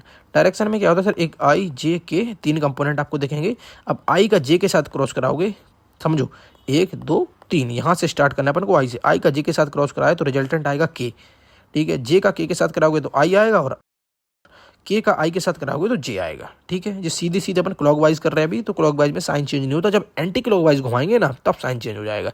चलो इसको रट लो सर, आई और जे के साथ क्या आता है सर, के आता है, और जे और के साथ आई आता है। जो भी अनुपस्थित रहेगा एब्सेंट रहेगा, जैसे यहाँ आई और जे में क्या एब्सेंट है, के एब्सेंट है तो रिजल्टेंट में आ गया। जे और के में क्या एब्सेंट है, आई एब्सेंट है तो वो रिजल्टेंट में आ गया। के और आई में क्या एब्सेंट है, जे एब्सेंट है तो जे रिजल्टेंट में आ गया। तो ये प्रैक्टिस करते करते चीज़ें आ जाती हैं, ये जे आ गया।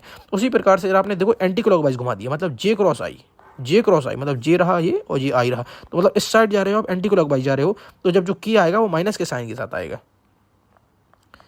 उसी प्रकार से जब हमने की क्रॉस जे किया तो अपोजिट घुमाए तो माइनस का आई आ जाएगा, और माइनस का आई और के साथ जे आ जाएगा। अब माइनस का आई, ये हो गया आई, ये होगा के, मतलब एंटी क्लॉकवाइज घूम रहा है तो ऑब्वियस बात रिजल्टेंट जे आएगा, लेकिन माइनस साइन के साथ। अब एक सवाल बनता है कि भाई साहब यदि मैंने आई का आई के साथ क्रॉस प्रोडक्ट ले लिया, तो हमने कहा यार इसका मैं आपको डिटेल में समझा देता हूँ कैसे आएगा। जब आप आई का आई के साथ ले लोगे, एक मिनट रुको, जब आप आई का आई के साथ ले लोगे तो मैंने मान लिया आई का मैग्नीट्यूड 1 है, दूसरे का भी मैग्नीट्यूड 1 है, और साइन थीटा, भाई ए भी साइन थीटा होता है ना क्रॉस प्रोडक्ट, तो साइन थीटा मतलब दोनों के बीच का एंगल 0 है, क्योंकि आई आई मतलब एक ही डायरेक्शन में है, तो साइन 0 ले लेंगे यहाँ पर। अब साइन का 0 में तो ओवरऑल वैल्यू 0 हो जाती है, तो आई का आई के साथ क्रॉस प्रोडक्ट 0, जे का जे के साथ 0, के का के के साथ 0। यहाँ पर मैंने आपको प्रूव करके दिखा दिया क्यों 0 आया, क्योंकि साइन जो 0 है, साइन 0 में 0 वैल्यू शो करता है, और 0 एंगल क्यों होगा, क्योंकि आई भी सेम डायरेक्शन में है, और ये यार एक ही डायरेक्शन तो हुआ आई और आई, ये जे जे एक डायरेक्शन हुआ, के ओके एक डायरेक्शन हुआ, ये एक ही डायरेक्शन, ये वाई डायरेक्शन, ये जेड डायरेक्शन। आई होप कि आपको समझ में आया होगा। अब हम मूव करने वाले हैं एग्जाम्पल पर। ये प्यारा सा एग्जाम्पल दिया हुआ है कि A vector is equal to A one I cap plus A two J cap and plus A three K cap. ठीक है, B vector is equal to B one I cap plus B two J cap plus B three K cap. अब उसने हमसे resultant पूछा है A vector cross B vector, तो इस प्रकार की वैल्यू क्वेश्चन में दी हुई होंगी, तो हम किस प्रकार से क्रॉस प्रोडक्ट करेंगे वो हमें यहाँ पर समझना है। तो सबसे पहले ए वेक्टर की वैल्यू लिख लो, इसको करने का तरीका समझो। ए वेक्टर की वैल्यू लिख ली हमने, यहाँ पर लिख लिया आई, यहाँ पर लिख लिया जे, यहाँ पर लिख लिया के। ठीक है, ए वेक्टर की वैल्यू लिखी, यहाँ पर हो गया ए वन, यहाँ पर हो गया ए टू, यहाँ पर हो गया ए थ्री। ठीक है, बी वेक्टर की वैल्यू लिखी, यहाँ पर हो गया सर बी वन, यहाँ पर हो गया बी टू, यहाँ पर हो गया बी थ्री, के में बी थ्री है, ये हो गया सर बी वेक्टर। करने का तरीका सीखते जाओ बड़े भाई। ओके, नेक्स्ट पेज लग जाएगा, एक ऐड कर लेंगे पेज, कोई दिक्कत नहीं है। अब उसने हमसे पूछा है resultant A vector cross B vector, तो हमने कहा रिजल्टेंट इज इक्वल टू, करने का तरीका सीखो। सबसे पहले हम स्ट्रिप दे दो, इसको छुपाने के लिए कुछ लगेगा, ये दे दो।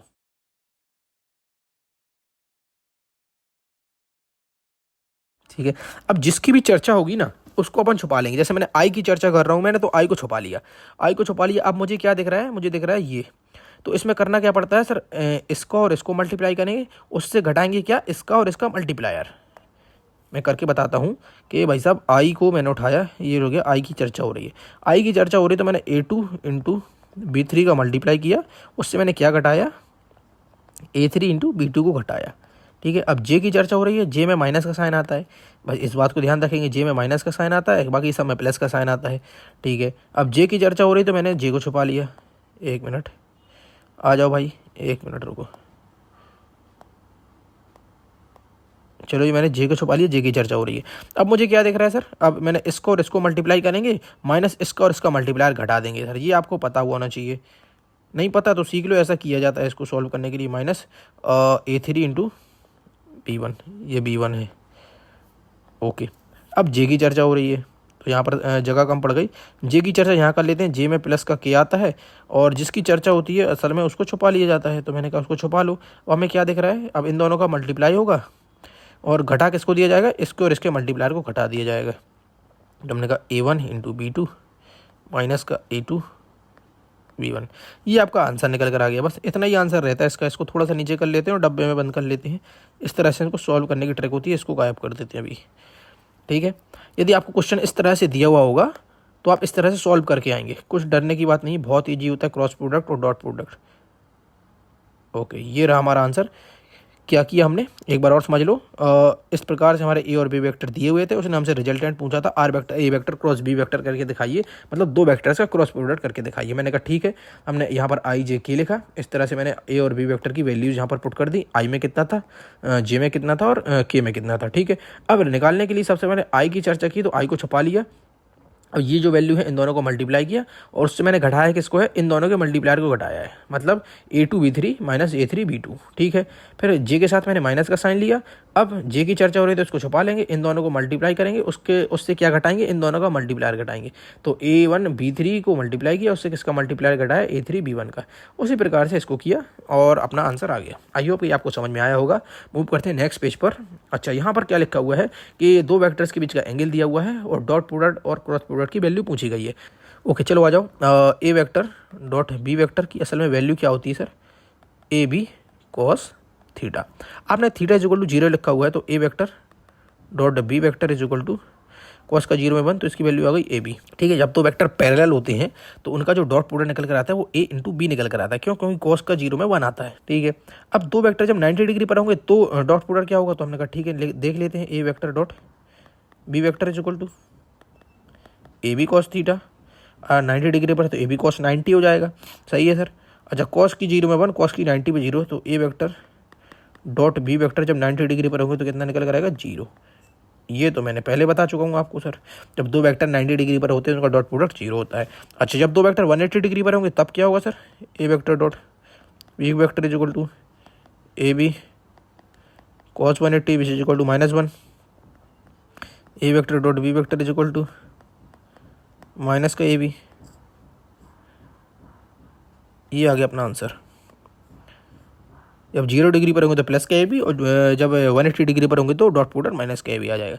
आई होप कि आपको समझ में आया होगा। यहाँ पे आपको सब साफ साफ दिख रहा है कि ए वेक्टर है, बी वेक्टर है, 180 डिग्री पर है, मतलब एंटी पैरेलल वेक्टर है जब परपेंडिकुलर है, और ये पैरेलल है मतलब थीटा इक्वल टू 0 डिग्री पर है। तो ये सब आपकी अंडरस्टैंडिंग बनी हुई होना चाहिए। अब आ जाते हैं अपन क्रॉस प्रोडक्ट देख लेते हैं। क्रॉस प्रोडक्ट का फॉर्मूला क्या होता है sir, A vector cross B vector is equal to A B sine theta. ये पीछे मैं बता के आ रहा हूँ आपको। ठीक है, अच्छा, अब आपने theta is equal to 0 degree लिया है, तो ऑब्वियसली बात है A vector cross B vector 0 degree पर, दो वेक्टर के बीच में 0 डिग्री एंगल है तो उनका जो क्रॉस प्रोडक्ट है वो 0 ही आता है, क्योंकि क्रॉस प्रोडक्ट दो वेक्टर्स के बीच में एंगल में डिफरेंस होने के कारण ही बनता है। और उनमें डिफरेंस होगा नहीं तो वेक्टर्स में क्या होगा कि मान लिया कि ए वेक्टर ये है दूसरा भी ये है, तो कैसे क्रॉस प्रोडक्ट बनाओगे, कहाँ फिंगर रखोगे, कहाँ कर्ल करोगे, कुछ कर्ल करने की नहीं है ही नहीं यहाँ पर, तो डायरेक्शन रिजल्टेंट की कहाँ से निकालोगे। ठीक है, अब हम दूसरा केस देख लेते हैं, पहले इसको बॉक्स में ले लेते हैं। ठीक है, दूसरा केस देख लेते हैं। उसने कहा है कि A vector cross B vector की वैल्यू बताइए जब एंगल 90 डिग्री हो, तो A vector cross B vector is equal to A B sine 90। Sine 90 की वैल्यू है, तो इसमें एक ही ऐसा केस बनता है जहाँ पर वैल्यू निकल कर आती है जब 90 डिग्री पर हो, मतलब 0 180 पर तो बिल्कुल निकल कर नहीं आएगी, और 0 180 डिग्री के अलावा कोई भी एंगल होगा तो क्रॉस प्रोडक्ट की वैल्यू निकल कर जरूर आएगी, क्योंकि वहाँ पर हमें फिंगर को प्लेस करके कर्ल करने का थोड़ा सा स्पेस मिल जाता है, तो रिजल्टेंट निकल कर आ जाता है। ठीक है, यहाँ पर इसकी जो वैल्यू आ जाएगी ए इंटू बी आ जाएगी। एक मिनट, ठीक है, चलो अब देख लेते हैं sir, A vector cross B vector जब एंगल 180 डिग्री हो, ए बी एंगल 180 तो साइन 180 हो जाएगा। साइन का 0 में भी 0 होता है और साइन का 180 पे भी 0 होता है, तो क्रॉस प्रोडक्ट कितना आ जाएगा, 0 आ जाएगा। ठीक है, अभी अपन मूव करते हैं नेक्स्ट पेज पर। यहाँ पर लिखा है एक प्यारा सा क्वेश्चन कि if A vector cross B vector is equal to √3 A vector dot B vector then find the value of A vector plus B vector. 7 crore रुपए के लिए क्वेश्चन आपकी स्क्रीन के ऊपर ये रहा, इसको सॉल्व करके दिखाओ फटाक से। तो मैंने कहा ठीक है, तो उसने पूछा क्या है सर हमसे, magnitude of A vector plus B vector, मतलब रिजल्टेंट का ओवरऑल इसने हमसे मैग्नीट्यूड पूछा है। यही होता है ना resultant, A vector plus B vector, जिसका फॉर्मूला मैंने आपको बताया है A square plus B square plus 2ab cos theta. अब कहानी कहाँ फंस रही है, कहानी फंस रही है भाई साहब एंगल ले आने पर। भाई अपन ने ऑप्शन देखे, ऑप्शन में ए बी तो है लेकिन एंगल की वैल्यू रखी गई है, तो एंगल कहाँ से निकालें। एंगल निकालने के लिए ये वहाँ से यहाँ पर दिए हुए हैं, इनको सॉल्व करते हैं। आ जाओ भाई, इनको खोल लेते हैं। कि यहाँ पर दिया है ए क्रॉस बी मतलब ए बी साइन थीटा, सही है। सामने दिया है √3 और ए डॉट बी मतलब ए बी कॉस थीटा, ठीक है। ए बी से ए बी उड़ गया, साइन थीटा अपन ये कॉस थीटा हो गया, विच इज इक्वल टू √3। अच्छा, साइन थीटा अपन कॉस थीटा टेन थीटा होता है, जिसको नहीं पता है वो रट लेगा, विच इज इक्वल टू √3। तो theta is equal to 60 degree आ गया, ठीक है, क्योंकि 1060 पर कितनी वैल्यू निकल कर आती है, √3 निकल कर आती है। अब इस रिजल्टेंट को सॉल्व कर लेते हैं। Magnitude of resultant is equal to √a² plus b² plus 2ab cos 60 की वैल्यू मेरे हिसाब से 1/2 होती है। तो जो हमारा आंसर निकल कर आ जाएगा आर वेक्टर रिजल्टेंट का इज इक्वल टू, ऑप्शन के अकॉर्डिंग देखें तो a² प्लस b² प्लस इसको वैल्यू पुट करना पड़ेगी 2ab cos 60 की वैल्यू 1/2 से 1/2 कैंसिल, इसकी पावर 1/2 है क्योंकि रूट है, तो ये हो गया।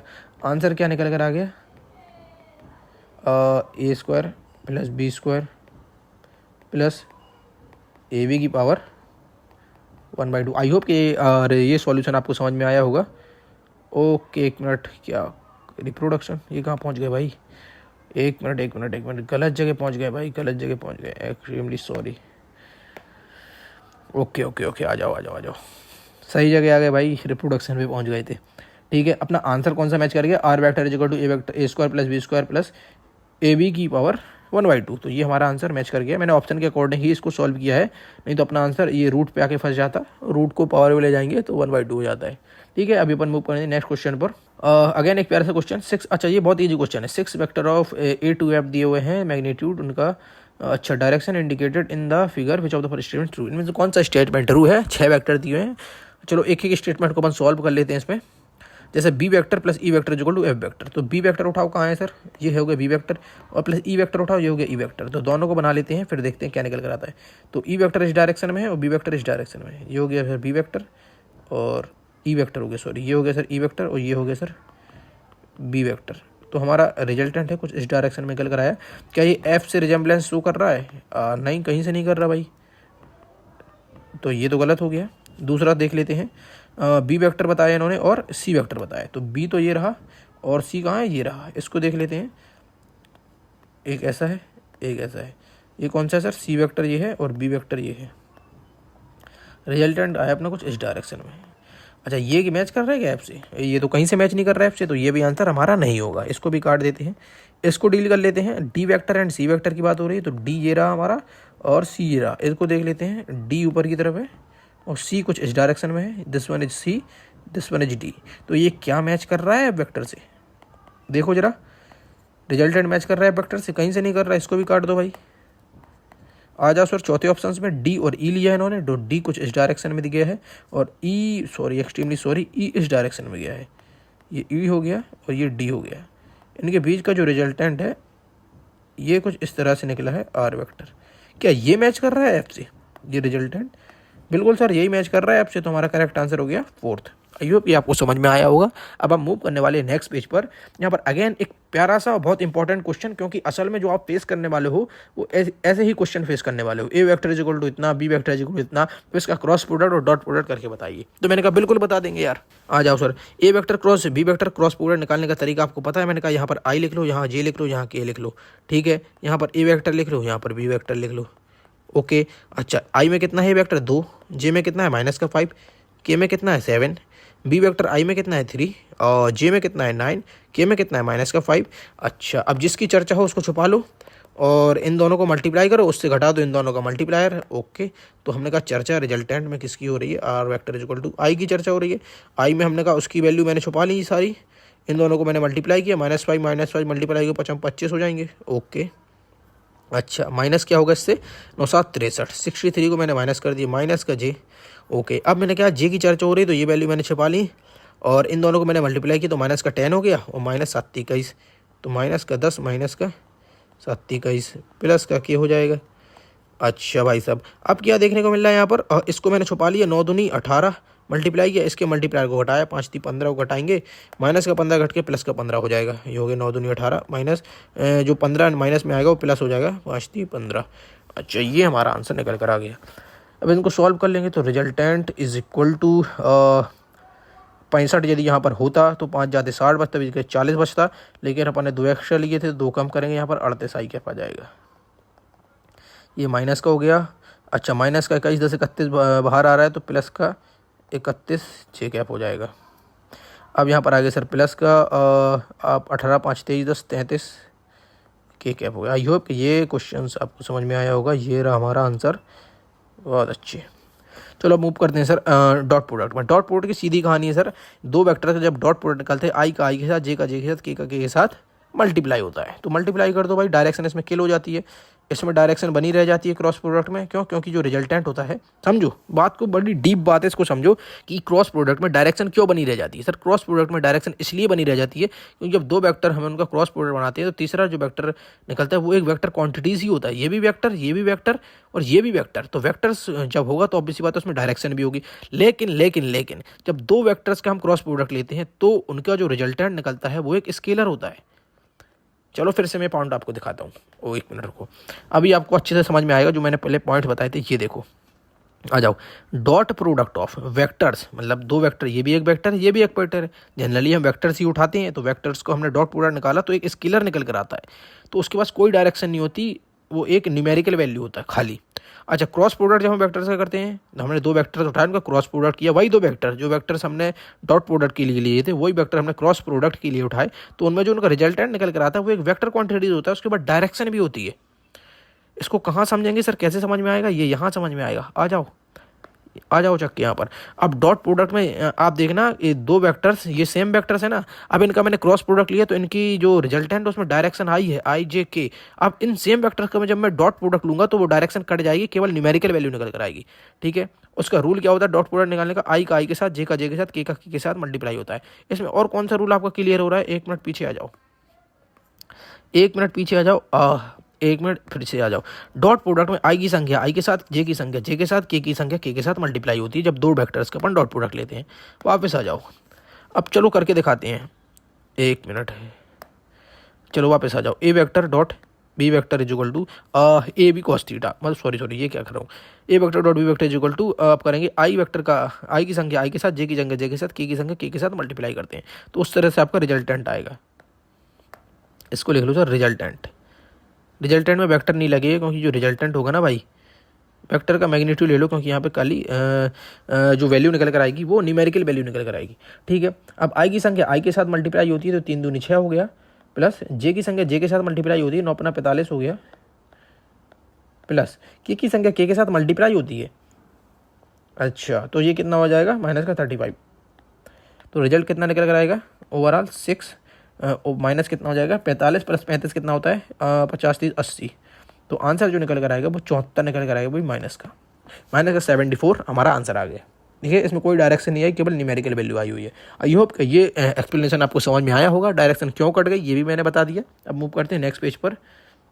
यहाँ पर एक प्यारा सा क्वेश्चन दिया हुआ है, dot product of A vector cross B vector. Oh बहुत अच्छा क्वेश्चन है, बहुत दिमाग वाला क्वेश्चन है। उसने क्या पूछा है? Dot product of A vector cross B vector and B vector. मान लिया कि मैंने दो वेक्टर्स अपने पास, एक वेक्टर ये है और एक वेक्टर ये है, ये हो गया सर ए वेक्टर, ये हो गया सर बी वेक्टर।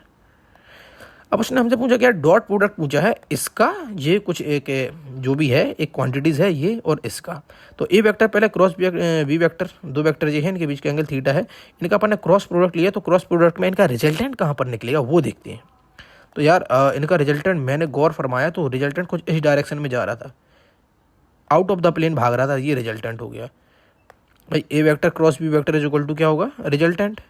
अब इस रिजल्टेंट की वैल्यू क्या होगी बड़े भाई? तो रिजल्टेंट की value R vector is equal to होगी sir A vector cross B vector, क्योंकि A vector cross B vector के क्रॉस प्रोडक्ट करने पर ही ये वैल्यू निकल कर आई है, तो ये तो बिल्कुल सत्य है सर। अब इस आर का क्या चाहिए? इस ए वेक्टर क्रॉस बी वेक्टर का डॉट प्रोडक्ट चाहिए बी के साथ। सर बी इस प्लेन में है, आप इस प्लेन में हो, दोनों के बीच का एंगल कितना होगा? 90 डिग्री। भाई साहब बी का प्लेन ये है 2D में, आप आउट ऑफ द प्लेन जा रहे हो, अब एक आउट ऑफ द प्लेन जा रहा है, बी बेचारा इस प्लेन में पड़ा हुआ है, दोनों के बीच का एंगल कितना हो गया? 90 डिग्री। अब 90 डिग्री जब दोनों का एंगल होगा तो डॉट प्रोडक्ट क्या होता है? मान लिया कि मैंने R vector dot B vector, असल में आर की वैल्यू ये है लेकिन मैंने इसको उठाया, ये वैल्यू ए क्रॉस बी मैं नहीं लिख रहा हूँ, मैं आर लिख रहा हूँ। ठीक है, R vector cross B vector is equal to R B cos theta. अच्छा, दोनों के बीच में एंगल कितना है 90 डिग्री। क्यों? क्योंकि ये आउट ऑफ द प्लेन है, ये बेचारा अपने उसी प्लेन में है। और भी cos 90। अब आपको पता है सर cos 90 की वैल्यू कितनी हो जाती है, ये तो जीरो हो जाएगी वैल्यू। तो ओवरऑल दोनों का डॉट प्रोडक्ट कितना आ गया, जीरो। तो मतलब दोनों 90 डिग्री पर है, तो ये आ गया हमारा आंसर जीरो। आई होप कि ये एक्सप्लेनेशन आपको समझ में आया होगा। बहुत ट्रिकी क्वेश्चन है और प्रैक्टिस करोगे तभी बन पाएंगे इस प्रकार के क्वेश्चन। अब मूव करते हैं अपन नेक्स्ट पेज पर। और थैंक यू, हमें लग रहा है कि अपन ने लगभग पूरा चैप्टर निपटा लिया है। आई होप कि ये एक्सप्लेनेशंस जो भी है आपको समझ में आया होगा। छोटी मोटी जो गलती हुई है आप उसको माफ़ करेंगे, ठीक है। अभी अपन ने क्या कहा, अभी जो मैंने सीरीज स्टार्ट हुई है, जो अब मुझे लगता है कि रीनीट जो एग्ज़ाम है वो हो जाएगा, तो इस सीरीज के थ्रू अब रीनीट के लिए रिवाइज कर सकते हैं, ठीक है। आपको रीनीट से पहले मैं सारे चैप्टर करा दूंगा। रीनीट से पहले फिजिक्स के चैप्टर्स की मैं गारंटी लेता हूँ, और बायो के भी हो सकेंगे तो मैं करा दूंगा। अगर फिजिक्स केमिस्ट्री बायो सबके करा पाना बहुत मुश्किल है, फिजिक्स प्लस बायो की जितने हो पाएंगे मैं करा दूंगा। फिजिक्स को तो मैं लगभग कंप्लीट करा दूंगा पूरी, और बायो के में भी जितने हो पाएंगे मैं करा दूंगा। अभी मैंने क्या कराया है, आपको मैंने PYQ प्लस जो थ्योरी थी वो मैंने समझा दी है कितने चैप्टर की। चलो इसको मैं आपको बता देता हूँ क्या चल रहा है अभी सिनेरियो। फिजिक्स में मैं क्या कराने वाला हूँ। फिजिक्स में जो अभी सीरीज चल रही है उसमें मैं थ्योरी, जो कंसाइज थ्योरी है, कौन सी theory, concise theory plus PYQs। कितने PYQ, लास्ट 35 ईयर में जो भी फिजिक्स में तो सारे PYQ इंपॉर्टेंट होते हैं, पीछे और आगे को कुछ मतलब नहीं होता। बायो में इंपॉर्टेंट रहता है कि कितने ईयर्स पुराने आप PYQ लगा रहे हैं, उसमें 10 साल सफिशियंट होते हैं PYQ। लेकिन फिजिक्स में तो जितनी प्रैक्टिस करोगे उतना अच्छा है यार, कभी क्या पता कौन सा क्वेश्चन पूछ ले, ठीक है। तो फिजिक्स की सीरीज में ये चलने वाला है, theory plus PYQ last 35 years. इसमें अपन 30 चैप्टर्स के पूरे कवर करेंगे। इसके बाद आप यदि जीरो पर भी होंगे ना फिजिक्स में, तो वहाँ सर इजीली आप कहाँ पर जीरो से 130 140 इजीली पहुँच जाएंगे इस सीरीज के बाद, ठीक है। तो चलो ये लेक्चर यहीं तक रखते हैं, पढ़ाई करते रहें। All the very best.